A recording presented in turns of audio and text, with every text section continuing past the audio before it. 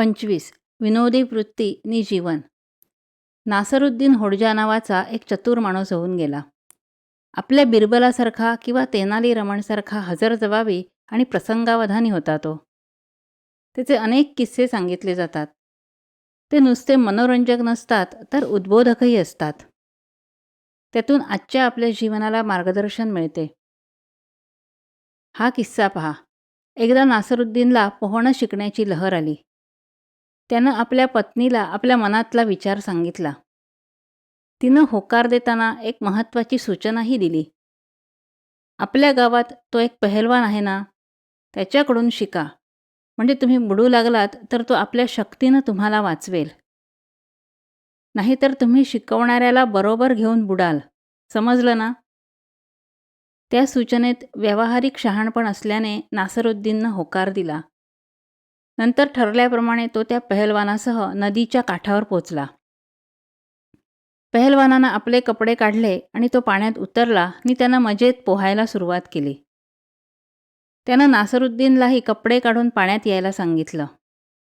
आत्तापर्यंत पोहणं शिकायला उत्सुक असलेल्या नासरुद्दीनला पाणी पाहून भय वाटू लागलं.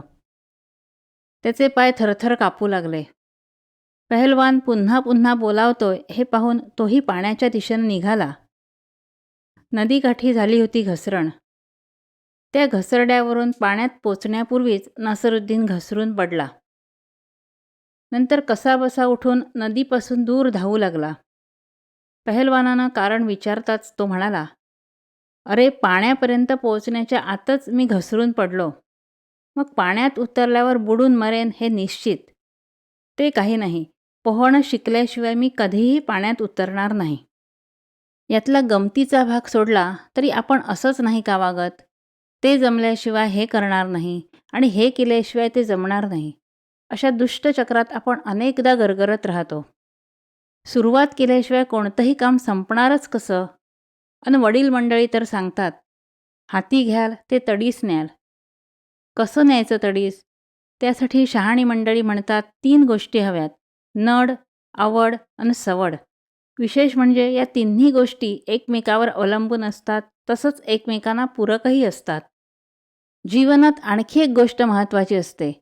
प्रसंगाची तीव्रता जाणून घेऊन त्यातून आनंदी आणि हुशार वृत्तीतून मार्ग काढणं. काही जण याला विनोदी वृत्ती किंवा दृष्टी म्हणतात. आध्यात्मिक क्षेत्रातले अनेक संत महात्मेही याला खूप महत्त्व देतात. जीवनातील प्रत्येक घटना गंभीरच असते असं नाही. असली तरी तिला एक हलकी फुलकी बाजूही असते. या बाजूनं प्रयत्न करताना आपली आनंदी वृत्ती म्हणजे सेन्स ऑफ ह्युमर खूप उपयोगी पडते. नासरुद्दीनचीच एक गोष्ट सांगतात. एकदा उन्हातून घरी पोचला. वेळ दुपारच्या जेवणाची होती. घामानं भिजलेला सदरा त्यानं अंगणात वाळत घातला आणि जेवायला बसला. इतक्यात एक बंदूक झाडल्याचा आवाज आला. नासरुद्दीन त्याची पत्नी दोघेही धावत अंगणात आले. पाहतात तो कुणीतरी मारलेली बंदुकीची गोळी त्यानं वाळत घातलेल्या सदऱ्यातून आरपार गेली होती. ते पाहून नासरुद्दीननं गुडघे टेकले आणि आकाशाकडे हात करून प्रार्थना करत तो म्हणाला, "खुदा, तुम बडे रहमदिल हो. आज तुमने मुझे बचाया. शुक्रिया." हे पाहून पत्नीनं विचारलं, "अशी प्रार्थना का केलीत? कारण तुम्ही तर घरात जेवत होतात." हसून नासरुद्दीन म्हणाला, "मी त्या सदऱ्यात नव्हतो म्हणून तर वाचलो ना. म्हणून अल्लाचे आभार मानले." जीवनाकडे पाहण्याची ही किती निर्मळ आणि आनंदी दृष्टी आहे ना. एक सत्पुरुष काम संपवून घरी आले. अंगणात मुलींचा भोंडला चालू होता. पाटावर एका हत्तीचं चित्र काढून त्याच्या भोवती फिरत गाणी म्हटली जात होती. अस्सं माहेर सुरेखबाई खायाला घालत, अस्सं सासर द्वाडबाई कोंडूनी मारत. माहेर सासरचा विवाहित स्त्रियांचा अनुभव किती हृद्य रीतीनं यात वर्णन केला होता. मागील अंगणात गेल्यावर पाहतात तो बायको गोठ्यात दूध काढत होती. तिचं अर्ध तोंड सुजलं होतं. "काय झालं गं?" म्हणून विचारल्यावर ती म्हणाली, "अहो, दूध काढताना म्हशीनं लाथ मारली म्हणून सुजले तोंडाची उजवी बाजू. पण काही हरकत नाही, कारण म्हैस माहेरची आहे ना." यावर हसावं की रडावं हे न कळून ते सत्पुरुष उद्गारले, "बरं झालं मी म्हशीच्या जवळ उभा नव्हतो. नाहीतर तीच लाथ सासरची झाली नसती का?" यावर दोघंही खळखळून हसले.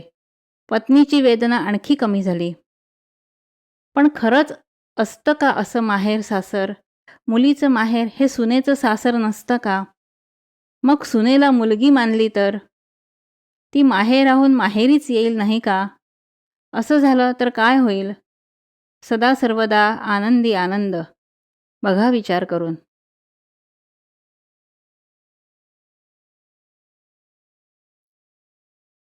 26. कट्टा. तो एक गप्पांचा कट्टा होता. गंमत म्हणजे नकळत त्याची वयोगटानुसार वाटणी झाली होती. म्हणजे कुणी केली नव्हती, आपसुकच झाली होती. म्हणजे सकाळी तो कट्टा असायचा फिरायला येणाऱ्या ज्येष्ठ नागरिकांचा. नंतर त्याचा ताबा घ्यायची तरुण मंडळी. दुपारच्या वेळी तो कट्टा महिलांचा असे. उन्हा कल्ली की कलकल करणारी मुलं तिथं जमायची. दिवे लागले की तो कट्टा युवा मित्रमैत्रिणींनी गजबजून जायचा. रात्रीची जेवणं झाली की काही जोडपी तिथं जमायची शिळोप्याच्या गप्पा मारायला. नंतर तो कट्टा झोपून जाई तो पहाटे उठे सेवानिवृत्त ज्येष्ठ मंडळींचे जीवनानुभव ऐकायला. खरंच समवयस्क मंडळींचे गट हा हल्ली जीवनाचा अविभाज्य घटक बनलाय. विशेषतः शाळा कॉलेजातल्या मुलावर तर या एकाच वयोगटातील सदस्यांचं प्रचंड दडपण किंवा नियंत्रण असतं. छोटी नीतू तशी दुसरीतली. पण तिला वर्गातल्या जितू गितूसारखीच पाण्याची बाटली, टिफिन किंवा स्कूल बॅग हवी असते. तिचा हा हट्ट अर्थातच पालकांकडून पुरवला जातो. पुढे महाविद्यालयात गेल्यावर वेड असतं ब्रँडेड वस्तूंचं. कपडे, बूट, इतर वस्तू नामवंत उत्पादकांनी बनवलेल्याच हव्या असतात सर्व टीनेजर्सना. युवकांना म्हणा हवं तर. शिक्षणाची शाखा निवडताना, विद्यालय किंवा महाविद्यालयाची निवड करताना स्वतःच्या विचारापेक्षा इतरांची म्हणजे बहुसंख्य मंडळींची निवड हाच निकष बनतो. इतकंच काय, पण भाषेचा ढंग, विशिष्ट शब्द, त्यांची बोलताना करायची फेक किंवा शैली सारं त्या कट्ट्याच्या साक्षीनं घडायचं. कट्ट्याच्या मुशीतच घडायचं.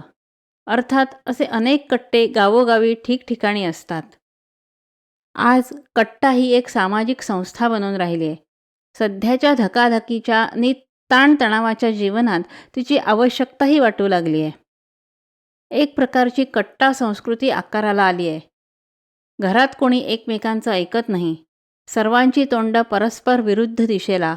संभाषण कमी पण शाब्दिक भांडणच अधिक अशी परिस्थिती कौटुंबिक संबंधांची बनली आहे.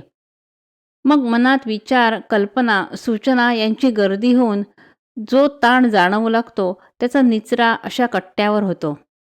तिथल्या गरमागरम चर्चा, शिरात आणून केलेले वाद, तसेच गुलाबी कुजबूज किंवा थंड रुसवे फुगवे हे सारे प्रेशर कुकरच्या शिट्टीसारखे असतात. आत साचलेली वाफ बाहेर टाकत असतानाच ही शिट्टी धोक्याची सूचना तसेच सुटकेची खुणही देऊन जाते. प्रत्येक वेळी सर्वांना थोडं तरी शांत निवांत वाटतंच. वृद्ध मंडळींचा मंत्र श्रेष्ठ की यंत्र यासारखा आध्यात्मिक वाद असो किंवा प्रौढांचे राजकीय विषयावरचे वादविवाद असोत, परिस्थिती ताणून फाटण्याऐवजी जोडून विणली जाते. युवकांची क्रिकेटच्या तांबड्या पांढऱ्या किंवा गुलाबी चेंडूविषयीची बोलणी असोत किंवा युवतींचं तांबड्या निळ्या गुलाबी अशा रंगांच्या लिपस्टिकबद्दलची अनुभवांची देवघेव असो, कट्टा सदैव रंगून गेलेलाच असतो.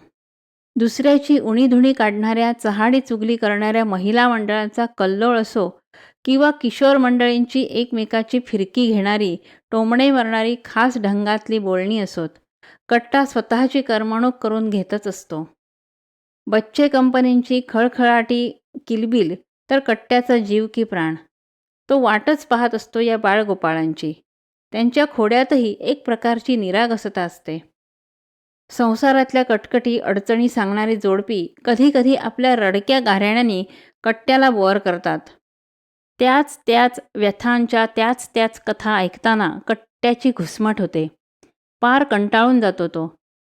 या मंडळींना फक्त काळा ढगच दिसतो. त्याची रुपेरी कडा कधी दिसतच नाही. याचं कट्ट्याला फार वाईट वाटतं. कधी कधी स्मरणरंजनात रंगून गेलेली मंडळी त्याला खूप आवडतात. त्यांच्या त्या जुन्या गाण्यांच्या आठवणी, गेलेल्या काळाबद्दलच्या स्मृती, गतकाळातली कुटुंब, शाळा, सर्व क्षेत्रातली नेतेमंडळी याविषयीच्या बोलण्यातले त्यांचे उसासे नि हळवी हुरहुर कट्ट्याला अंतर्मुख बनवते. तो विचार करत राहतो, यालाच काळाचा महिमा किंवा कालाय तस्मै नमः म्हणायचं का? कट्ट्याला तसे सर्व ऋतू आवडतात, पण मुसळधार पावसातला एकाकीपणा मात्र त्याला असह्य होतो. कारण त्या काळात त्याच्याकडे कुणी विशेष फिरकतही नाही. थंडीतले लोकरीचे कपडे तर गरमीतले हातातले पंखे त्याला बरे वाटतात. पण पावसातल्या छत्र्या आणि रेनकोटांचं मात्र कट्ट्याला बिलकुल आकर्षण वाटत नाही. कारण एकतर लोक येत नाहीत, आलेले उभ्या उभ्याच थोडं काहीतरी बोलतात, बसत मात्र नाहीत, आणि बसलं नाही तर तो कट्टा कसला? एरवी कट्टा तसा स्थितप्रज्ञ व्यक्तीसारखा असतो. मान अपमान, निंदा स्तुती, यश अपयश, लाभ हानी अशा साऱ्या अनुभवांच्या गोष्टी ऐकताना तो स्वतः स्थिर समतोल राहतो. आपल्याला अशा कट्ट्यावर जायला जमत नसेल किंवा आसपास असा कट्टा नसेल तर आपल्या घरासमोरच्या अंगणात, नाहीतर घरातल्या एखाद्या कोनात कोपऱ्यात असा कट्टा तयार करूया. यामुळे मन अगदी शांत जरी झालं नाही तरी हलकं हलकं, मोकळं मोकळं नक्की होईल. असा प्रयोग करून मात्र पाहिला पाहिजे.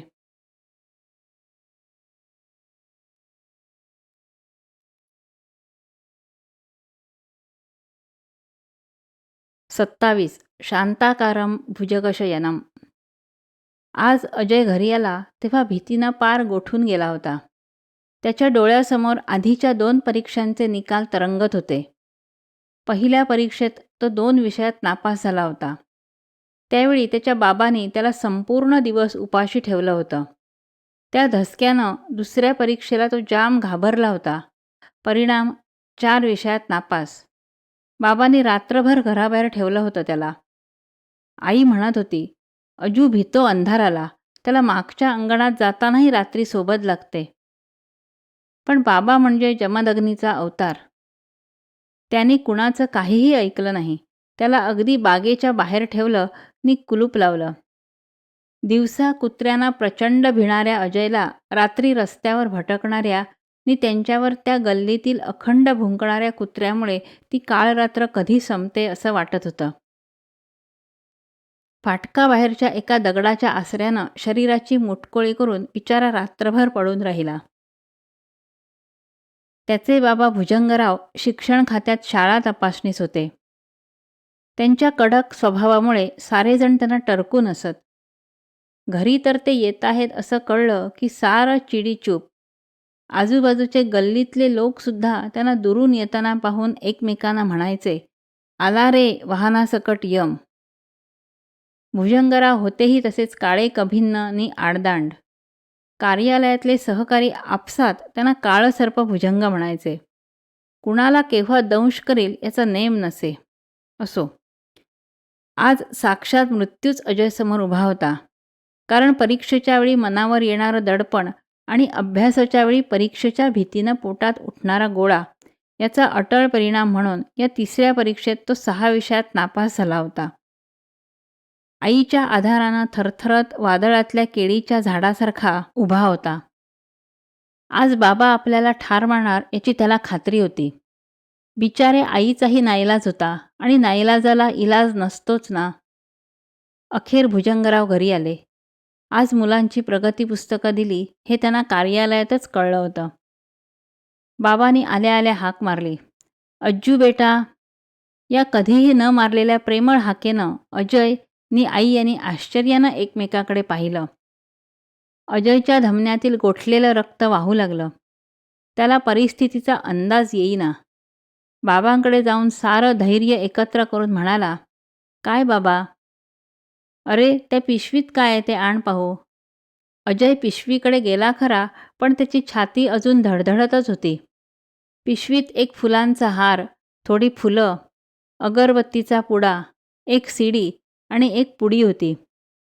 अजयच्या मनात शंकेची पाल चुकचुकली. म्हणजे बाबा आपली पूजा करणार की काय? त्यांना कळलेलं दिसतंय की आपण 6 विषयात नापास झालो आहोत. त्यानं ती पिशवी थरथरत बाबांच्या हातात दिली. बाबांनी शांतपणे या साऱ्या वस्तू देवघरात ठेवल्या नी अजयला जवळ घेऊन त्याच्या केसातून पाठीवरून हात फिरवीत म्हणाले, आज तुझं प्रगती पुस्तक मिळालं ना रे? काय म्हणतोय निकाल? अजय चाचरत म्हणाला, बाबा, यावेळी 6 विषयात. त्याचं वाक्य पुरं होण्यापूर्वी बाबाच म्हणाले, नापास झालायस ना? हरकत नाही. अजून एक परीक्षा राहिली आहे ना? त्यात चांगलं पास होण्याचा प्रयत्न कर. नाहीच जमलं तर तुला आपल्या रघु काकांचं गॅरेज आहे ना गाड्या दुरुस्त करण्याचं, तिथं पाठव हं. तुला आत्ताच सर्व गाड्यांची मॉडेल्स, इंजिनं याबद्दल खूप माहिती आहे ना रे? अजयच्या स्वतःवर नी बाबांच्या बोलण्यावर विश्वासच बसेना. आईच पुढे होऊन म्हणाली, अरे अज्जू, बाबा खरंच म्हणतायत. कदाचित शाळेतल्या पुस्तकी शिक्षणापेक्षा गाड्या दुरुस्तीसारख्या तांत्रिक शिक्षणात तू चांगली प्रगती करू शकशील. हो ना हो? बाबांनी संमतीदर्शक मान हलवल्यावर घरातलं सारं वातावरण निवळलं. पण बाबांच्या वागण्यात अचानक हे परिवर्तन कसं घडलं याबद्दल आई आणि अजय दोघांच्या मनात शंका होती. ती बाबांनीच दूर केली. आज ऑफिसमध्ये एक सद्गृहस्थ आले होते एका कामासाठी. व्यवसायानं ते पालकांचे समुपदेशक होते. आपल्या मुलांना समजून कसं घ्यायचं याविषयी बोलताना सहज म्हणाले, तुम्ही इन्स्पेक्टर आहात ना? इन्स्ट्रक्टरही आहात ना? म्हणजे तुमचं काम आहे दुसऱ्याची इन्स्पेक्शन करण्याचं, दुसऱ्यांना इन्स्ट्रक्शन देण्याचं, म्हणजे प्रशिक्षित करण्याचं. पण स्वतःची तपासणी कधी करता का? स्वतःला सूचना म्हणजे ऑटो सजेशन कधी देता का? तसं केलंत तर मुलांना किंवा इतरांना समजून घेणं अधिक सोपं जाईल तुम्हाला. आत्मनिरीक्षण आणि आत्मपरीक्षण करून बघा.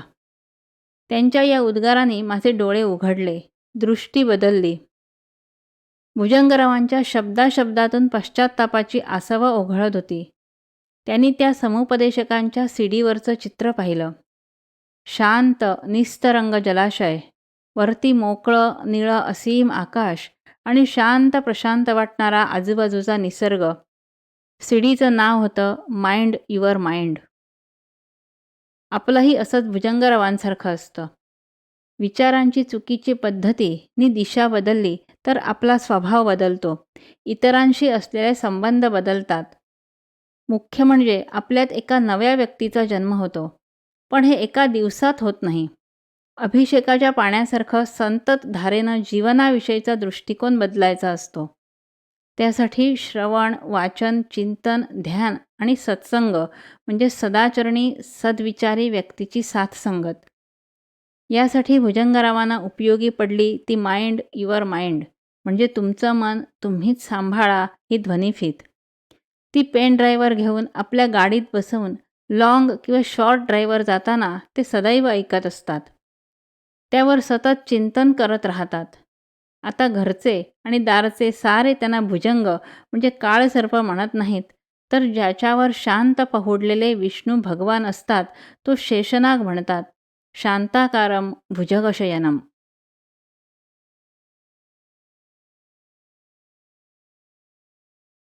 28. दृष्टी तशी सृष्टी. झाडातला माणूस नावाची गोष्ट स्वामी विवेकानंद अनेक वेळा सांगत. वरवर साध्या वाटणाऱ्या या गोष्टीत खूप अर्थ लपलेला असे. गोष्ट अशी. संध्याकाळची वेळ, धुसर प्रकाश. दूर अंतरावरच्या गोष्टी स्पष्ट दिसत नव्हत्या. नुसती त्यांच्या आकाराची रूपरेषा दिसत होती. एका बागेच्या दुसऱ्या टोकाला एक माणूस उभा होता. आपल्या छातीशी एक गाठोडं घट्ट धरून एक जण वेगात पळत बागेत आला. बागेच्या त्या कोपऱ्यात उभ्या असलेल्या त्या माणसाला त्यानं पाहिलं आणि जीवाच्या आकांतानं तो दुसऱ्या दिशेनं पळून गेला. काही वेळानं एक तरुणी तिथे आली. त्या दूर उभ्या असलेल्या माणसाकडे लक्ष जाताच तिनं मनगटातल्या घड्याळाकडे पाहिलं आणि त्या माणसाच्या दिशेनं झपाझप पावलं टाकत गेली. तिथं पोचल्यावर काही वेळ रेंगाळली. नंतर संथ गतीनं तिथून दूर गेली. नंतर तिथे एक भगवी कफनी घातलेले, हातात कमंडलू घेतलेले साधूबुवा आले. त्यांनीही दूरवरून त्या बागेच्या कोपऱ्यात उभ्या असलेल्या माणसाकडे पाहिले. ते शांतपणे त्या मानवी आकृतीजवळ गेले. इकडे तिकडे पाहून सावकाश तिथं बसले आणि ध्यानस्थ झाले. ही सारी दृश्य पाहणारे एक आजोबा बाकावर बसले होते. त्यांनाही तो दूरचा माणूस, ती मानवी आकृती दिसत होती. पण या 3 व्यक्तींच्या 3 वेगवेगळ्या प्रतिक्रिया पाहून ते उठले आणि स्वतः त्या माणसाच्या दिशेनं निघाले. कुतूहलानं पाहतात तो त्यांना दिसलं की प्रत्यक्षात तो माणूस नसून हुबेहूब माणसासारखा दिसणारा झाडाचा बुंधा होता. विचार करू लागल्यावर आजोबांच्या लक्षात सारा प्रकार आला. पहिली व्यक्ती चोर असावी. चोरीच्या मालाचं गाठोडं छातीशी धरून पळताना त्याला ती माणसासारखी दिसणारी आकृती पोलीस वाटली, म्हणून विरुद्ध दिशेनं तो वेगात पळून गेला. दुसरी तरुणी ही प्रेमात पडलेली असावी. आपला प्रियकर आपल्या आधी पोचलाय हे पाहून ती वेगानं त्याच्या दिशेनं गेली आणि तो माणूस नसून झाडाचा बुंधा आहे हे लक्षात येताच काही वेळ थांबून निघून गेली. तिसरे साधुबुवा मात्र शांतपणे त्या माणसाच्या दिशेनं गेले. ते एक झाड आहे हे लक्षात येताच आनंदानं तिथं बसून त्यांनी आपली सायं उपासना सुरू केली. हे सांगून स्वामी विवेकानंद विचारत, हे असं का झालं? माणसासारखी आकृती असलेला तो झाडाचा बुंधा होता. धुसर प्रकाशामुळे त्या आकृतीत माणूस दिसला इथपर्यंत ठीक होतं. पण त्या चोराला त्यात पोलीस दिसणं, त्या तरुणीला त्यात आपला प्रियकर दिसणं हे विशेष होतं. साधूला तो माणूस असला तरी हरकत नव्हती. बागेच्या कोपऱ्यात बसून त्यांना सायं उपासना करायची होती.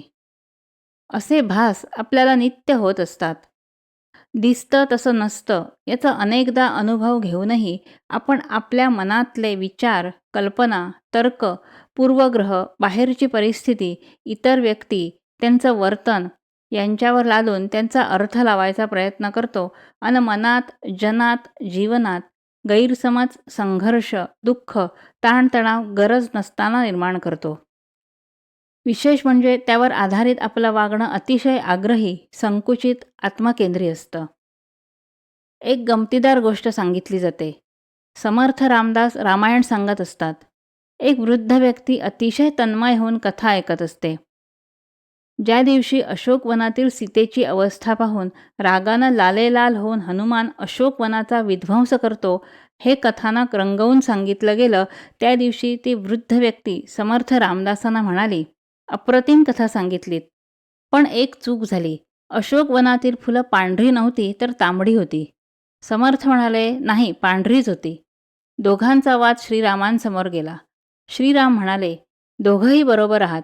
ती फुलं पांढरी शुभ्र होती, पण हनुमंताचे डोळे रागानं लाल झाल्यामुळे त्याला ती तांबडी दिसली. किती खरं आहे हे. कावीळ झालेल्या व्यक्तीला साऱ्या गोष्टी पिवळ्या दिसतात.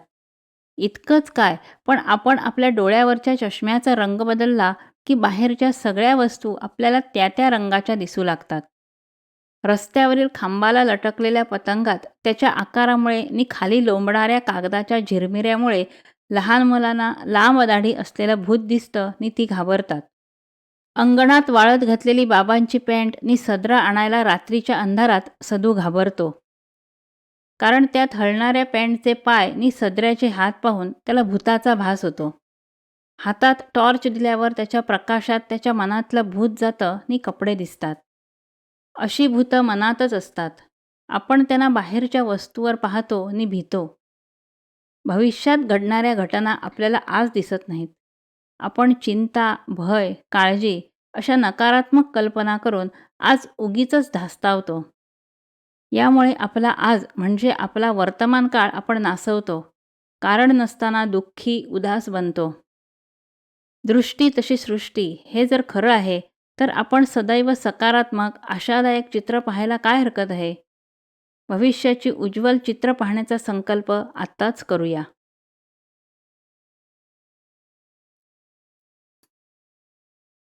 29. कण, क्षण, प्राण, पैसा.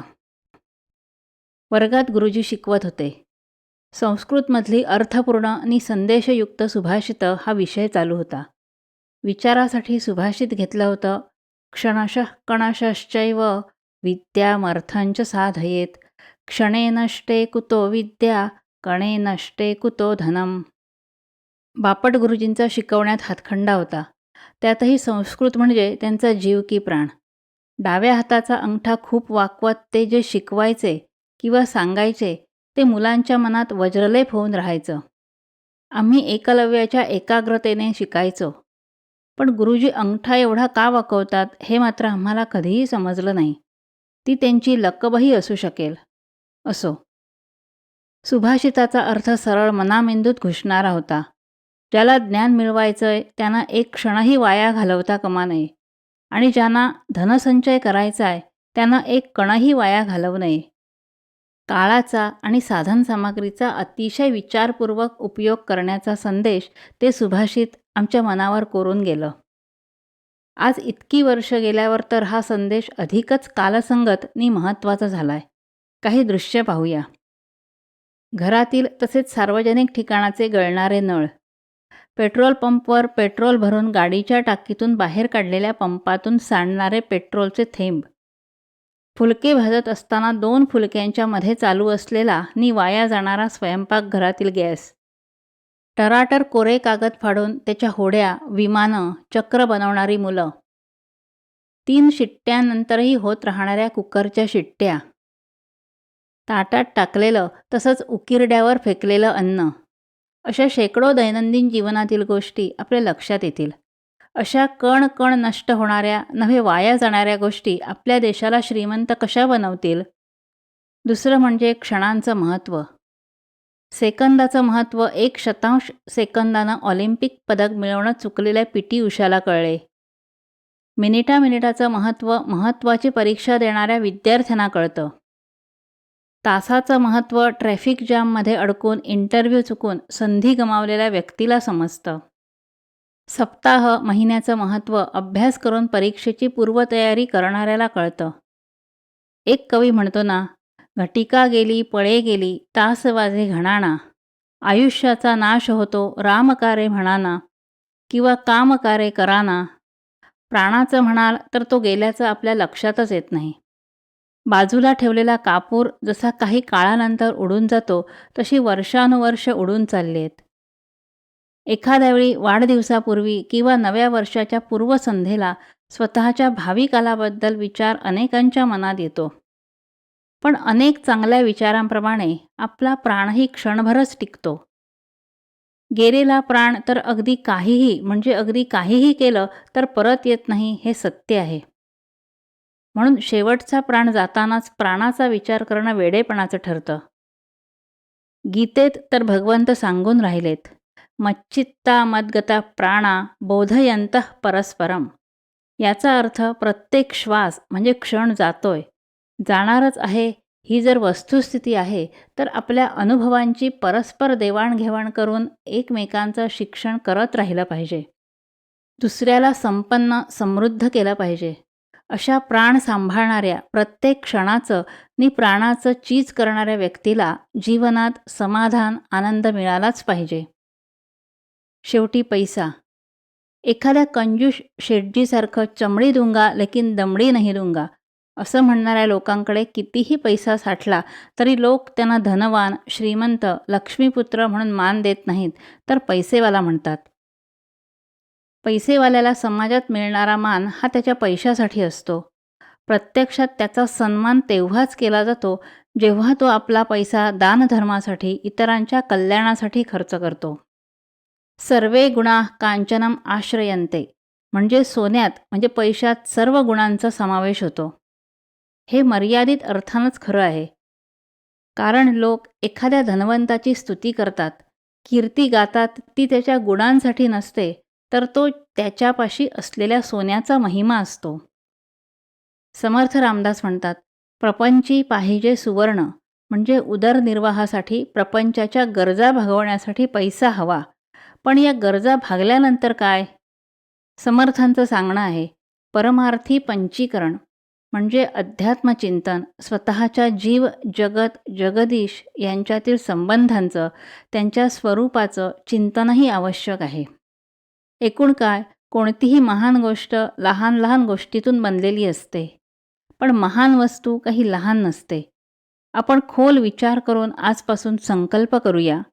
4 गोष्टींविषयी संकल्प: कण, क्षण, प्राण आणि पैसा.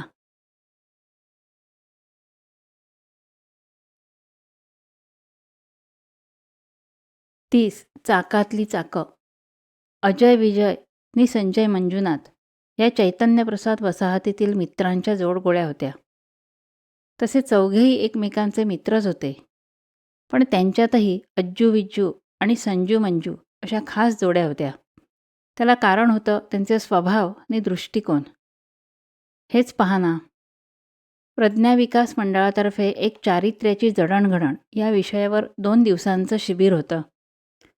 स्थळ जरा लांब होतं, पण मार्गदर्शनासाठी येणाऱ्या व्यक्ती त्या त्या क्षेत्रातील अनुभवी होत्या. संजू-मंजूंनी शिबिराला जायचं निश्चित केलं.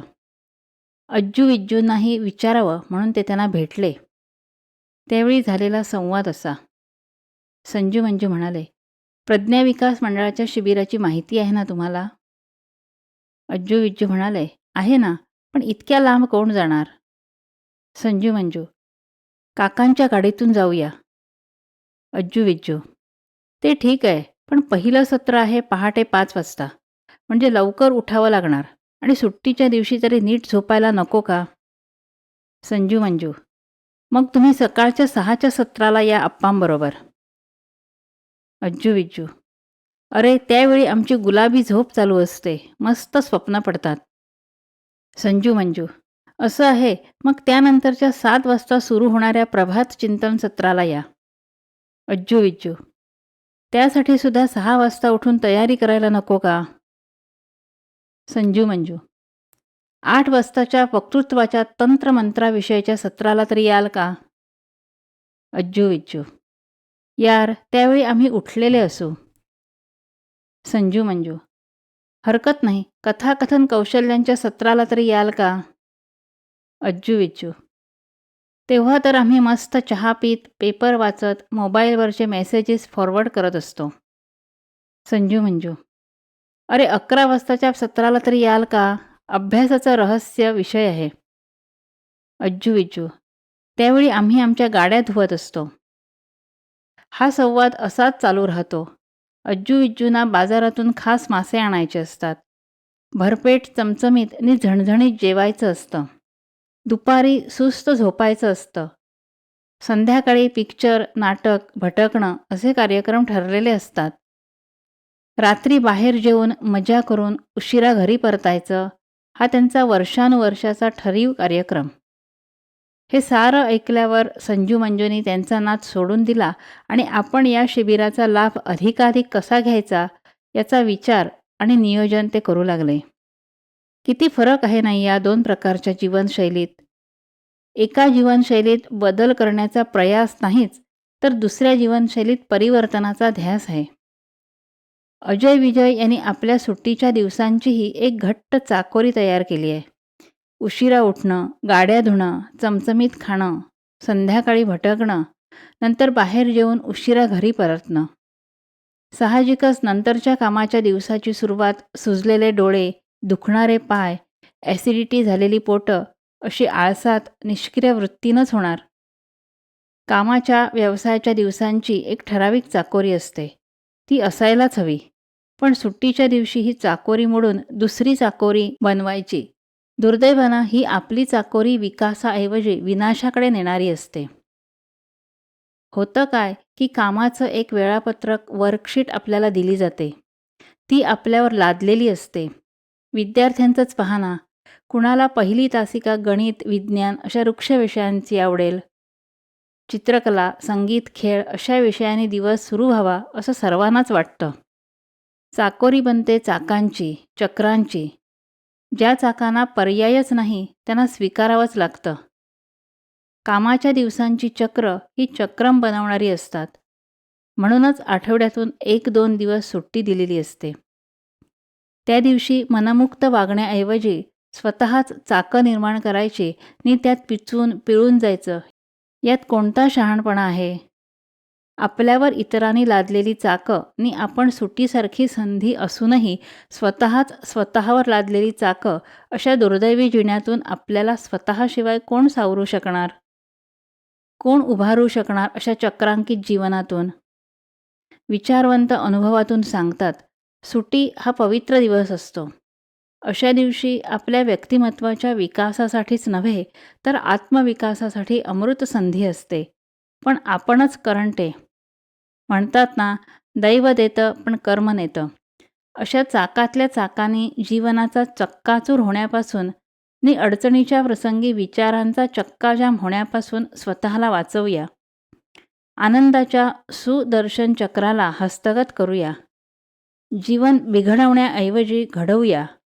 यांत्रिक चक्रबंधात नव्हे तर आनंदी मुक्तछंदात.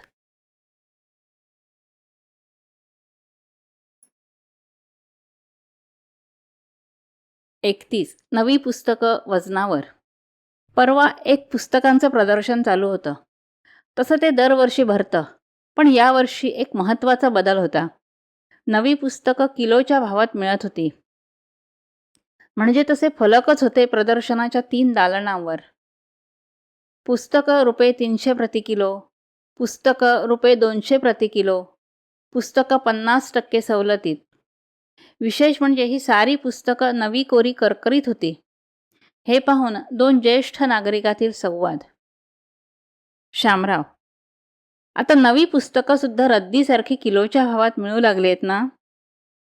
रामराव: खरंय, पण किलोच्या भावात म्हणण्यापेक्षा किलोच्या दरात असं म्हणणं अधिक योग्य होईल नाही का?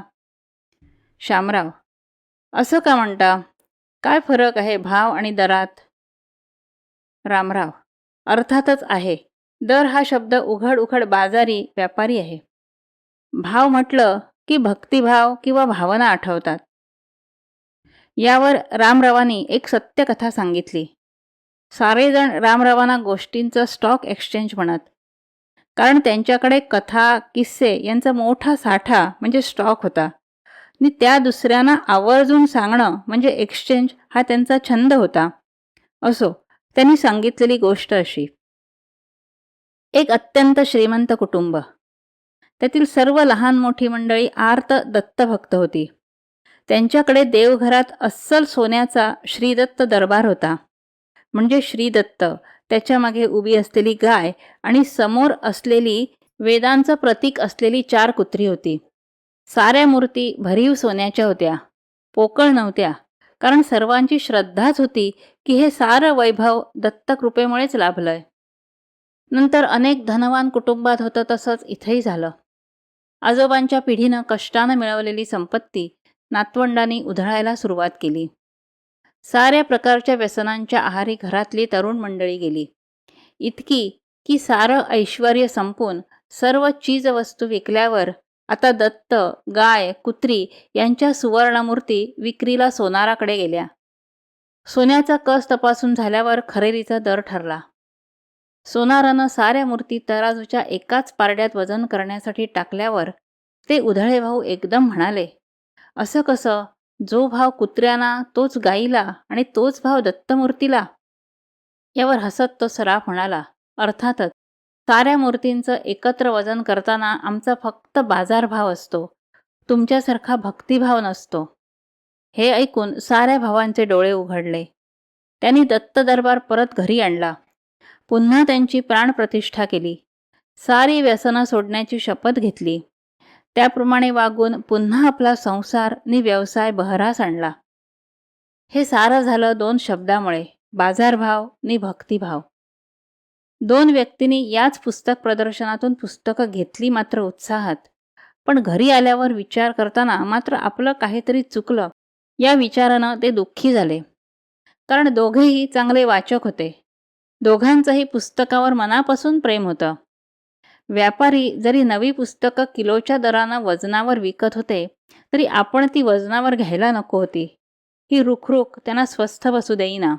गुरुस्थानी असलेल्या एका व्यक्तीला यासंबंधी विचारल्यावर त्यांना सुचवलं गेलं की असं वाईट वाटणं हे संवेदनाक्षम जिवंत वाचकाचं लक्षण आहे. त्यामुळे त्यांनी वजनावर घेतलेली पुस्तकं परत करून सवलतीत विकली जाणारी दुसरी पुस्तकं घ्यावीत. तसं केल्यावरच दोघे शांत झाले. खरंच आहे, पुस्तकातून मिळणारं ज्ञान, मार्गदर्शन अमूल्य असतं. त्याचं मोल कसं ठरवता येईल? गीता, बायबल, संतांचं वाङ्मय जीवनाची दिशा बदलणारं असतं.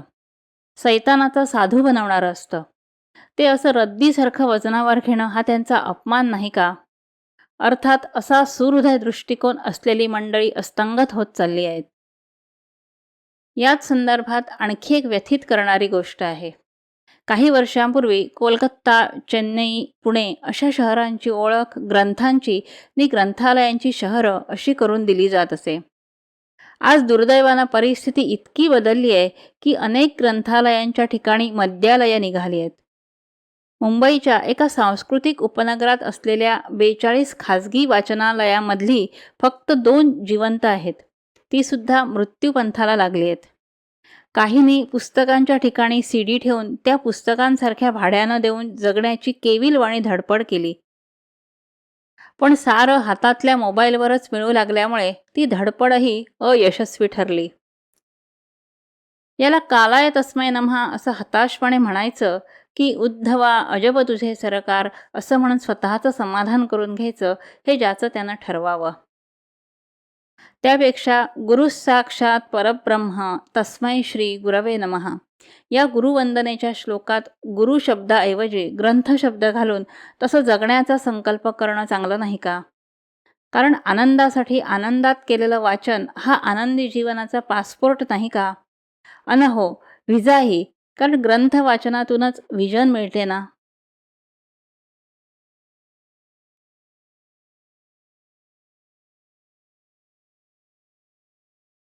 32 खरी स्पर्धा.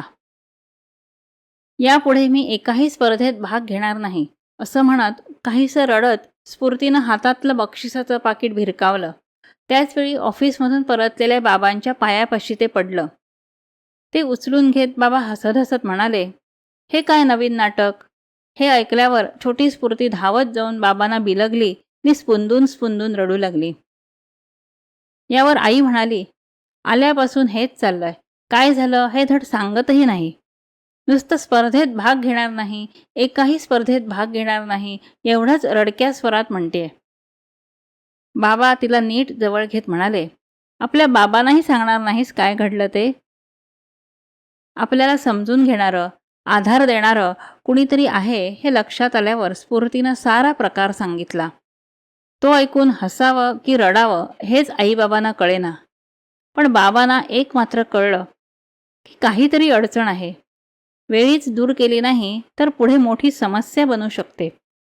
त्याचं असं झालं. एका प्रतिष्ठित संस्थेनं आयोजित केलेल्या कथाकथन स्पर्धेत स्फूर्तीनं भाग घेतला होता. संस्कार कथा हा विषय होता. शाळेतल्या स्पर्धेत स्फूर्ती पहिली आली. नंतर तालुका पातळीवरील स्पर्धेतही पहिली आली. साहजिकच राज्य पातळीवरील स्पर्धेसाठी तिची निवड झाली. प्रत्येक तालुक्यातल्या पहिल्या 3 क्रमांकाच्या विद्यार्थ्यांबरोबर होणारी ही स्पर्धा अर्थातच कथाकथन कौशल्याचा कस पाहणारी होती. स्फूर्तीनं शाळेत देवभक्तीच्या संस्काराबद्दल सांगितलेली गोष्ट खरोखर हृदयस्पर्शी होती. तालुका पातळीवरील स्पर्धेत तिनं देशभक्तीचा संस्कार घडवणारी साभिनय सादर केलेली कथा सर्वांना भावली होती. अध्यक्षाने खूप कौतुक केलं होतं. आता उरली राज्य पातळीवरील स्पर्धा. खरं तर एकच गोष्ट तिन्ही पातळ्यावर सांगितली असती तरी चाललं असतं. अनेक विद्यार्थ्यांनी तसं केलंही होतं. पण स्फूर्तीचा स्वभाव नावाप्रमाणेच उत्स्फूर्त होता. दरवेळी काहीतरी नवीन करण्यावर तिचा भर असे. चौथीत असलेल्या स्फूर्तीच्या या स्वभावाचं तिच्या पालकांना आणि इतरांना खूप कौतुक वाटायचं. शाळेतल्या शिक्षकांना मात्र ही उगीच कटकट वाटे. त्यातून तिचे चौथीचे वर्गशिक्षक म्हणजे निरुत्साहाचा आणि आळसाचा मेरुमणी होते. कोणतीही नवी गोष्ट करायला त्यांची तयारीत नसे. हेच पाहना, स्फूर्तीला स्पर्धेच्या ठिकाणी नेणं, तिथं थांबणं आणि परत आणणं हे सारं त्यांच्या मनाविरुद्ध होतं. कशाला उगीच तालुक्याला पहिलं बक्षीस मिळवलंस? त्यामुळे पुढची कटकट वाढली ना? हा त्यांच्या मनातला विचार त्यांनी स्फूर्तीला अनेकदा ऐकवला होता. त्यामुळे स्फूर्तीचा बऱ्यापैकी अवसानघात झाला होता. महाभारतात युद्धप्रसंगी शूरवीर कर्णाचा सारथी शल्य त्याचा असाच तेजोभंग करत होता. हे उदाहरण मोठं वाटलं तरी जवळपास असाच अनुभव स्फूर्तीलाही तिच्या गुरुजींच्या वागण्या बोलण्यातून येत होता. पण बिचारी काय करणार? तोंड दाबून बुक्क्यांचा मार सहन करत होती बिचारी. सुदैवानं आई बाबा समजून घेणारे आणि उत्तेजन देणारे होते. स्पर्धेचं ठिकाण खूप दूर होतं. त्यामुळे वाटभर गुरुजी नुसते गुरगुरत होते. त्याही वेळी स्फूर्तीला प्रथम पारितोषिक मिळालं. तिनं माणुसकीच्या संस्काराबद्दल सांगितलेली कथा ऐकून अनेकांचे डोळे पाणावले होते. स्पर्धेचा निकाल जाहीर झाला. पारितोषिक वितरणाच्या वेळी छोट्या स्फूर्तीला अध्यक्षांनी उचलून घेतलं आणि सर्वांना उभं राहून टाळ्या वाजवायला सांगितल्या.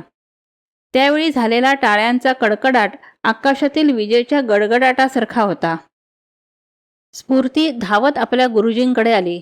पाठीवर शाबासकी मिळणार या अपेक्षेनं तिनं पाकीट गुरुजींकडे दिलं. त्यांनी सर्वप्रथम ते उघडून पाहिलं. आत फक्त 7 रुपये होते. त्या काळचे ते 7 रुपये आजच्या 70 रुपयाएवढे होते. स्पर्धा आयोजित करणारी संस्था तळमळीनं कार्य करणारी होती, पण श्रीमंत नव्हती. अर्थात बक्षिसाचं मोल काय मोजायचं असतं? पैशातली किंमत आणि बक्षीस यांची तुलनाच होऊ शकत नाही. या प्रकारानं निराश झालेल्या स्फूर्तीच्या मनाला पुन्हा टवटवीत पालवी फुटावी हे आई-वडिलांच्या दृष्टीनं महत्त्वाचं होतं. बाबांनी आईसमोर स्फूर्तीला जवळ बसवून छान समजावून सांगितलं, "हे बघ स्फूर्ती, तुझ्या बाबांना 7,000 रुपये पगार आहे. तो बाबांना कसा मिळतो? ऑफिसमध्ये सही करायची आणि पगाराचा चेक घ्यायचा. बस, तेव्हा कोण टाळ्या वाजवतं? कोण बाबांना उचलून घेऊन शाबासकी देतं? आणि बाबांचा पगार घेतानाचा फोटो काय दुसऱ्या दिवशीच्या वर्तमानपत्रात येतो का?" यावर आई उद्गारली, "छे, पण आमच्या स्फूर्तीबाईंचा मात्र उद्या येणार. सगळेजण पाहणार आणि कौतुक करणार. हो ना?" यावर स्फूर्तीची कळी खुलली. आता कळलं बक्षीस कशाला म्हणतात ते. यापुढे मी प्रत्येक स्पर्धेत भाग घेणार. या तिच्या उत्स्फूर्त उद्गारावर बाबा म्हणाले, "खरं बक्षीस स्पर्धेत भाग घेणं, खूप तयारी करणं आणि चांगल्यात चांगली कामगिरी करणं हेच असतं. खरा आनंद अशा तयारीत आणि स्पर्धेतील सहभागातच. त्या मानानं पारितोषिक घेताना होणारा आनंद हा क्षणिक असतो, तात्कालिक असतो. जीवनाच्या बाबतीत हा संस्कार किती अमूल्य आहे ना." पण राहून राहून एक विचार मात्र मनात येतो. स्फूर्तीला जर समजून घेणारे आणि समजावून सांगणारे आई बाबा मिळाले नसते तर.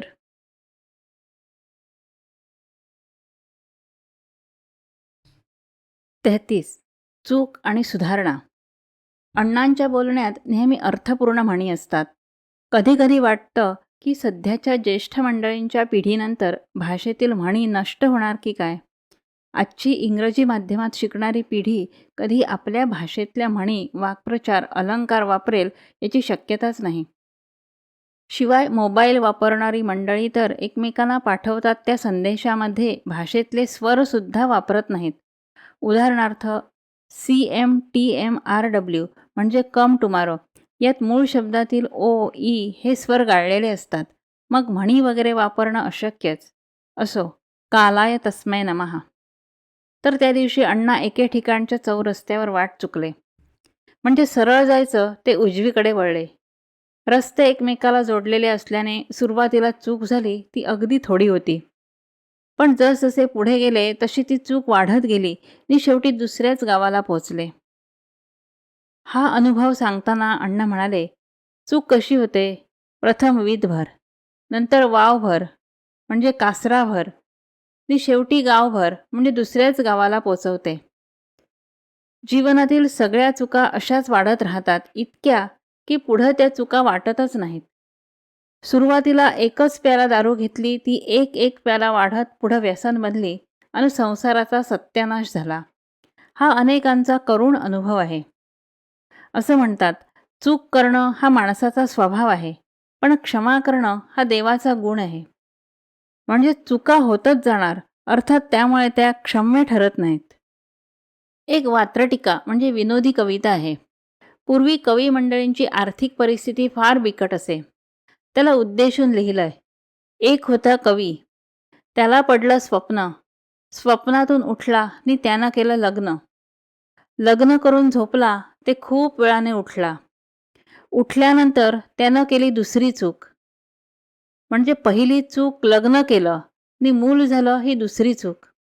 आज त्याच्या घरी तो, त्याची पत्नी धरून एकूण 10 चुका आहेत. समर्थ रामदासांनी या संदर्भात सावधानतेची सूचना दिली आहे. लेकुरे उदंड झाली, तेने लक्ष्मी निघून गेली. परिस्थिती सर्वसाधारण असताना अनेक मुलं होणं म्हणजे दारिद्र्याला आमंत्रण देण्यासारखंच आहे. याच नावाच्या लेकुरे उदंड झाली या नाटकात एक गमतीदार संवाद आहे. मुलंच ती, त्यांना काय कळतंय, ती व्हायचीच.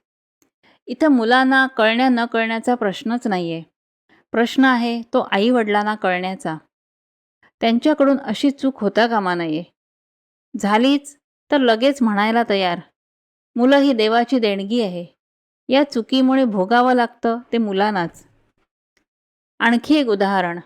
एका युद्धात एका सैन्याला रसद हवी होती. त्यांनी एका सैनिकाला घोड्यावरून वेगात जाऊन रसद पाठवण्याचा निरोप द्यायला सांगितलं. त्या सैनिकाच्या घोड्याच्या नालेचा एक खिळा पडला होता. तो वेळेवर ठोकून घेतला नाही. साहजिकच घोड्याला नीट धावता आलं नाही. निरोप पोचायला उशीर झाला. परिणामी जिंकत आलेलं युद्ध त्यांना हरावं लागलं. त्यांच्या पराभवाचं कारण म्हणजे त्या घोड्याच्या नालेचा निखळलेला खिळा. साधी चूक पण केवढं मोठं पराभवाचं दुःख देऊन गेली. माणूस म्हणून जन्माला येऊनही आपण काही मूलभूत चुका करतच राहतो याचं संतांना वाईट वाटतं. एक म्हणजे माणूस सदाचाराऐवजी भ्रष्टाचार करत राहतो. यामुळे जास्त मिळालेल्या पैशातून देहाच्या सुखसोयींची अनेक साधनं खरेदी करतो. यात आपण जी चूक करत असतो ती आपल्या लक्षातही येत नाही. परंतु संतांना वाईट वाटतं. ते म्हणतात, अरे भ्रष्टाचार करणं म्हणजे आपला आत्मा विकणं. याचा अर्थ आत्मा विकून देहाला सुख मिळवायचंय जे कधीही कायमचं नसतं. यात कोणता विवेक किंवा शहाणपणा आहे? एक फार सुरेख सुविचार आहे. चूक करण्याच्या मानवी स्वभावाबद्दल म्हटलंय, आर्किटेक्ट किंवा इंजिनियरनी केलेली चूक इमारतीभोवती उंच उंच झाडं वाढवून झाकता येते. डॉक्टरनी केलेली चूक जाळता किंवा पुरता येते. वकिलांनी केलेली चूक वरच्या कोर्टात दुरुस्त केली जाऊ शकते. पण शिक्षकानं केलेली चूक पिढ्यानपिढ्या चालू राहते. जो नियम शिक्षकांना तोच पालकांनाही लागू पडतो. म्हणून शिक्षकांनी आणि पालकांनी शक्यतो चूक करायला नको. चुकून चूक झालीच तर ती लगेच सुधारायला हवी. आपल्या मुलांना सावध करायला हवं. कोणत्याही चुकीची खरी सुधारणा आपली आपणच करायची असते. तरच ती खऱ्या अर्थानं प्रभावी होते. नारदांनी वाल्याला राममंत्र दिला, पण आपल्या आधीच्या जीवनात घडलेल्या पापांची, चुकांची खरी सुधारणा त्यानं स्वतःच केली. संत सद्गुरूंना मानवाच्या सर्वात मोठ्या चुकीबद्दल खूप वाईट वाटतं. ती चूक म्हणजे विचारी, विवेकी मानवजन्म मिळून सुद्धा अविचारानं, अविवेकानं वागून माणूस आपलं खूप नुकसान करून घेतो. चांगली कर्म, योग्य विचारसरणी, सर्वांविषयी कृतज्ञता, सहवासात असलेल्या सर्व जीवांची निरपेक्ष सेवा अशा गुणामुळे माणूस जीवनात पदोपदी होणाऱ्या चुका टाळू शकतो. झालेल्या चुकांबद्दल पश्चात्ताप झाला पाहिजे.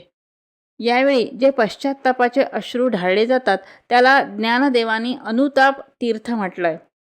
चुका सुधारण्यासाठी कोणत्याही तीर्थक्षेत्रात जाणं किंवा पवित्र गंगा स्नान करणं यापेक्षा अनुताप तीर्थात म्हणजे पश्चात्तापाच्या अश्रूत न्हावून पवित्र होणं चांगलं.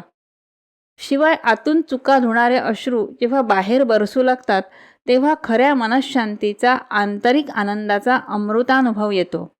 तो घेतला मात्र पाहिजे. खरं ना?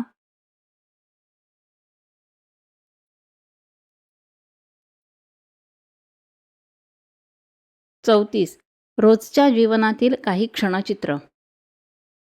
जसा थेंबाथेंबांचा मोठा जलाशय बनतो, वाळूच्या कणांचं विशाल वाळवंट बनतं, श्वासाश्वासाचं आयुष्य बनतं, तसंच क्षणाक्षणाचं जीवन बनतं. प्रत्येक क्षणाला काहीतरी घडत असतं. याचीच बनतात क्षणचित्र. जीवनातले छोटे छोटे प्रसंग फार मोठी शिकवण देऊन जातात. हेच पहा ना, रस्त्याच्या कडेला निरनिराळ्या वस्तू मांडून त्यांची विक्री करणारी व त्या वस्तू खरेदी करणारी मंडळी खूप असतात. बरीचशी मंडळी आपापल्या गाड्या थांबवून या वस्तू विकत घेतात. असे विक्रेते नि असे ग्राहक यांच्यातील व्यवहाराची ही काही क्षणचित्र पाहूया. काही वर्षांपूर्वीची ही गोष्ट. एक म्हातारी रस्त्याच्या कडेला काकड्या विकायला बसली होती. मित्रानं दुचाकी थांबवून खाली न उतरताच त्या काकड्यांचा भाव विचारला. तिनं तो सांगितल्यावर मित्रानं आणखी कमी किमतीत काही काकड्या मागितल्या. ती म्हातारी थकलेल्या आवाजात म्हणाली, "घे बाबा, सकाळपासून एकही काकडी खपली नाही. पण आमच्याकडे भाव तुम्ही कमी करून मागता, पण आम्ही दुकानात गेल्यावर घ्याव्या लागणाऱ्या तेला-तुपाची नि पिठा-मिठाची तुमच्या एवढीच किंमत आम्हाला द्यावी लागते. त्यांना कमी भावात मागता येत नाही." असं म्हणताना तिच्या सुरकुतलेल्या चेहऱ्यावर नि निस्तेज डोळ्यामध्ये अगतिकता भरलेली होती. मित्राला काय वाटलं कुणास ठाऊक, पण तो खाली उतरला आणि म्हणाला, "माय, तुझ्याकडच्या सगळ्या काकड्या तू सांगशील त्या किमतीला घेतो." त्यानं खरंच त्या काकड्या घेतल्या. वरच्या मोडीचे पैसेही तिलाच ठेवायला सांगितले. गाडी चालू करताना एवढंच म्हणाला. ती म्हणाली, "ते किती खरं होतं. आपण असा विचार का करत नाही?" आता हे दुसरं क्षणचित्र. पणजीतील सचिवालयासमोर असलेलं हिशोबाचं कार्यालय. नेहमीप्रमाणे अळम्यांच्या दिवसात काही स्त्री-पुरुष अळमी विकायला बसले होते. पानात बांधलेल्या त्या अळम्यांचा दर 100 अळम्यांसाठी होता. एकानं त्या विकत घेऊन मोजून पाहिल्या तर होत्या फक्त 60. पैसे मात्र 100 अळम्यांचे घेतलेले. असं का विचारल्यावर त्यानं दिलेलं उत्तर अगदी मासलेवाईक होतं. तो म्हणाला, "साहेब, सारखं मोजता आलं असतं तर आत ऑफिसात टेबल खुर्चीवर नसतो का बसलो तुमच्यासारखं? इथं बाहेर फुटपाथवर कशाला बसलो असतो?" निरुत्तर करणारं हे उत्तर ऐकून दुसऱ्यानं विचारलं, "तुला नीट मोजता येत नाही तर कधी 100च्या ठिकाणी 60 मोजतोस, तसा चुकून 120 कसा मोजत नाहीस?" आता निरुत्तर होण्याची पाळी त्या अळमीवाल्याची होती. फसवणूक, भ्रष्टाचार हा आजच्या जीवनाचा स्थायी भाव तर झाला नाही ना? भाजी विकणारी एक बाई अशीच रस्त्याच्या कडेला झाडाच्या सावलीत म्हणजे अर्धा दिवस उन्हात बसली होती. एक शानदार गाडी थांबवून भारी साडी नेसलेली एक महिला झोकात उतरली नी घासाघीस करून भाजी घेऊ लागली. कोथिंबिरीची जुडी हातात घेऊन ती श्रीमंत महिला उद्गारली, "किती बारीक आहे ग ही, हिला काय जोडी म्हणतात?" हे ऐकून ती भाजीवाली नम्रपणे म्हणाली, "बाई, ही जुडी विकून आम्ही काय तुमच्यासारखी गाडी घेणार आहे की माडी बांधणार आहे की असली उंची साडी घेऊ शकणार आहे?" तिचा तो प्रश्न ऐकून ती साडी गाडीवाली सरदच झाली. मोकळ्या मनानं म्हणाली, "खरंय तू म्हणतेस ते, आम्ही असा विचार करायला हवा." आता हा फळवाला बघा. देवाच्या प्रसादासाठी म्हणून एका गृहिणीनं काही ॲपल घेतली. फोडी करून द्याव्यात म्हणून तिनं कापल्यावर सगळी ॲपल आतून पूर्ण काळी झालेली होती. तशीच कापलेली ॲपल घेऊन ती त्या फळवाल्याला दाखवू लागली. तो तिला दमात घेऊन म्हणतो कसा, "मी काय ॲपलच्या आत शिरून ती पाहिली होती का?" बाजूची काही गिऱ्हाईकं हसू लागली. हे पाहून त्या बाईनं चढ्या आवाजात विचारलं, "ॲपलमध्ये नाही पण गोव्यात तरी शिरलायस ना? बाहेर फेकून देऊ तुला?" तिच्या आवाजातलं ते तेज नि ती जरब पाहून त्यानं मुक्काट्यानं दुसरी ॲपल दिली. त्यातही तो शिरला नव्हता, पण ती निश्चित चांगली असणार होती. आता हे चित्र मात्र डोळ्याच्या कडा ओलावून अंतर्मुख करणारं आहे. हमरस्त्याच्या दोन्ही बाजूला थोड्या थोड्या अंतरानं कलिंगड विकायला बसले होते. काही पुरुष, बऱ्याचशा स्त्रिया. आमचा एक नियम, शक्यतो स्त्रीकडून खरेदी करायची. कारण तिला मिळणारे सर्व पैसे कुटुंबासाठीच खर्च होणार असतात. पुरुषाची मात्र व्यसनं, जुगार यातून उरलेले पैसे कुटुंबासाठी येतात. असो. त्या दिवशी मात्र एक जख्ख म्हातारी 4 कलिंगडं घेऊन बसली होती. "आजी, कशी दिली कलिंगडं?" थरथरत्या आवाजात ती म्हणाली, "बाबा, 50 रुपयाला एक. एक तरी घे रे. सकाळपासून एकही खपलं नाही. मुलानं नि सुनेनं सांगितलंय, सगळी खपल्याशिवाय घरी यायचं नाही. उपाशी आहे रे सकाळपासून." तिची ती परिस्थिती पाहून आमच्याकडे असलेले खाद्यपदार्थ तिला दिले. पाणीही दिलं. 4ही कलिंगडं घेतली. थरथरच्या हातानं नमस्कार करत ती म्हणाली, "देव बरे करू." त्यानंतर जेव्हा जेव्हा तिकडून जाण्याचा प्रसंग आला, तेव्हा तेव्हा तिची सारी कलिंगडं आम्ही घेऊ लागलो. तीही दुवा द्यायला विसरत नव्हती. पण हे काही वेळाच शक्य झालं. नंतर ती दिसली नाही. शेजारच्या बाईला विचारल्यावर ती म्हणाली, "ती आजी देवाघरी गेली." मनात विचार आला, की आता कोण कुणाला म्हणणार, देव बरे करू.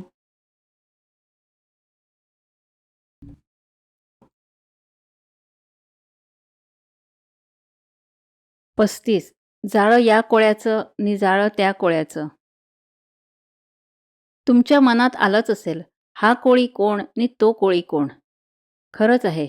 हा कोळी म्हणजे आपल्या घरातला कोळी, स्पायडर, आणि तो कोळी म्हणजे मासे मारणारा कोळी, फिशरमन. मराठीत दोन्ही कोळ्यांचं जाळं असलं तरी इंग्रजीत मात्र घरातल्या कोळ्याच्या जाळ्याला म्हणतात वेब, तर मासेमारी करणाऱ्या कोळ्याच्या जाळ्याला म्हणतात नेट. दत्तगुरूंनी एका कोळ्याला गुरु केलं. त्याच्याकडून अलिप्तता, कशातही न अडकणे हा गुण घेतला. बघा ना, कोळी जाळं बांधण्यासाठी बाहेरचा कोणताही पदार्थ व आपल्यासारखं दगड, विटा, सिमेंट असं साहित्य वापरत नाही. त्याच्या नाभीतून जो स्राव म्हणजे चिकट द्रवपदार्थ बाहेर पडतो, त्यापासून अतिशय सूक्ष्म असा धागा बनवून त्यापासून कोळी आपलं जाळं विणतो. त्यात सुखरूप इकडून तिकडे अलगद प्रवास करतो. स्वतः कधीही आपल्या जाळ्यात अडकत नाही वा घसरून पडत नाही. तर बारके कीटक जाळ्यात सापडतात तेच कोळ्याचं भक्ष्य. कोळ्याला संस्कृतमध्ये ऊर्ण नाभी म्हणजे नाभीतून तंतू बाहेर काढणारा असा शब्द आहे. काही जातीच्या कोळ्यांचं आणखी एक वैशिष्ट्य दत्तात्रेयांच्या ध्यानात आलं. ते म्हणजे एका जातीच्या कोळ्याला आपल्या मृत्यूची पूर्वसूचना मिळते. त्याप्रमाणे आपलं जाळं आपणच गिळून तो खाली पडतो, मरतो नि मातीत मिसळून जातो. स्वतःची कोणतीही वस्तू वा खूण मागे ठेवत नाही. असं मरण तर एखाद्या मुक्त होणाऱ्या योग्यालाच लाभतं. हे सारं पाहून दत्तगुरूंनी त्याला गुरु मानून मनोमन नमस्कार केला.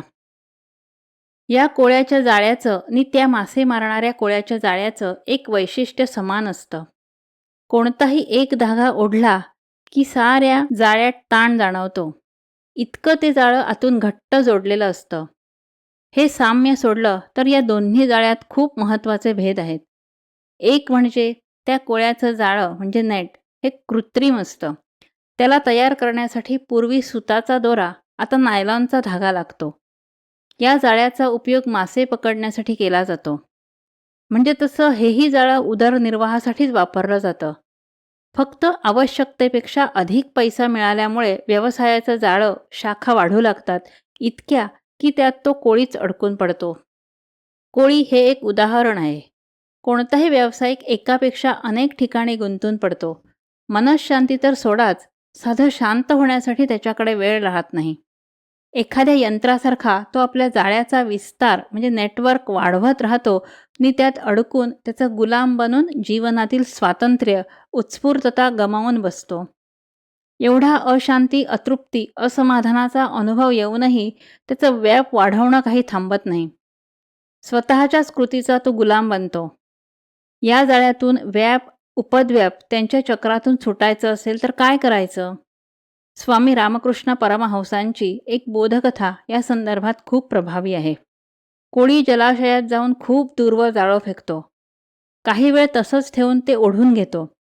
तेव्हा दूरचे मासे जाळ्यात अडकतात. फक्त तेच मासे जाळ्याच्या कक्षेत असूनही जाळ्यात सापडत नाहीत, जे जाळं फेकणाऱ्या कोळ्याच्या पायाजवळ असतात. याचप्रमाणे सद्गुरू किंवा परमेश्वराच्या पायाशी रमणारे भक्त मात्र संसारातील सारी कर्तव्य करत असतानाही प्रपंचात गुरफटत नाहीत. संसारातील देहभोगात गुंतून पडत नाहीत. संसाराच्या मायाजालात अडकत नाहीत. आणखी एक जाळं सध्या खूपच लोकप्रिय आहे. अनेक संगणक म्हणजे कम्प्युटर्स एकमेकाला जोडून तंत्रज्ञानानं एक महाजाल म्हणजे इंटरनेट तयार केलंय. अक्षरशः जीवनाच्या सर्व अंगांशी संबंधित असलेल्या सर्व विषयांची, क्षेत्रांची, इतिहास संस्कृतींची, विज्ञान तंत्रज्ञानाची सर्व माहिती या महाजालामुळे उपलब्ध झाली आहे. एका क्लिकमध्ये ही माहिती कुणालाही मिळू शकते. आजच्या माहिती युगाचं अवतरण या महाजालातील माहिती ज्ञानाच्या आदानप्रदानानं शक्य झालंय. एक वाईट गोष्ट म्हणजे नातवंडांपासून आजी आजोबांपर्यंत सर्व वयोगटातील असंख्य माणसं यात उपलब्ध असलेल्या फेसबुक, ट्विटर, इंस्टाग्राम अशा समाज माध्यमात आकंठ बुडून गेली आहेत.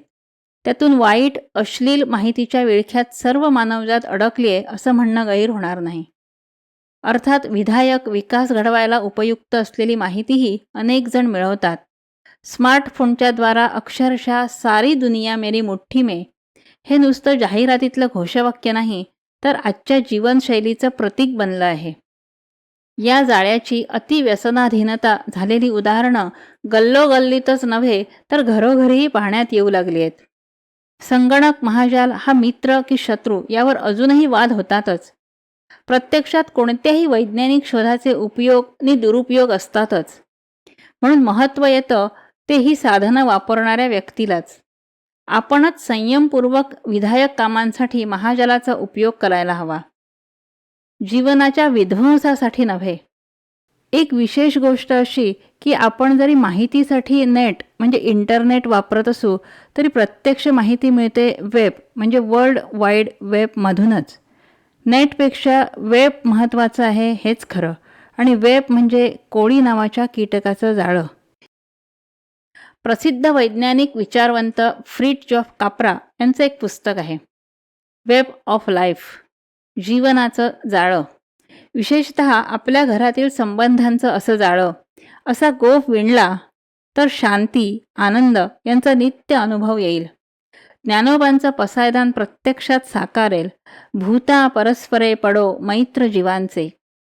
मानवजातीच्या आनंदाचा आणि मनःशांतीचा मार्ग हे ज्ञानोबा माऊलींचं पसायदान जीवनात साकार होण्यातूनच जातो.